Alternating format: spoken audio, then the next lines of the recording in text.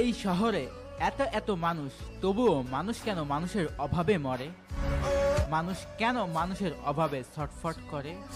মানুষ কেন নির্দিষ্ট একটা মানুষের জন্য জীবন বিসর্জন দেয়? কেনই বা তার জন্য কেঁদে কেটে চোখ ভাসায় অমৃত্যু পর্যন্ত?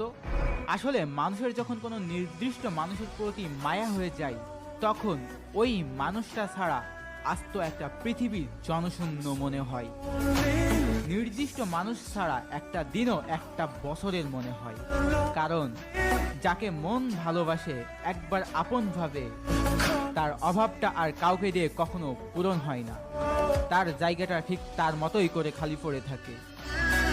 হাজার মুখ হাজার হাসি থেকেও সেই একটা মুখ না থাকলে সবই ফাঁকা ফাঁকা লাগে। যদি কেউ শেষ পর্যন্ত জীবনে নাই থাকতে পারে, কেন তাহলে তারা আসে?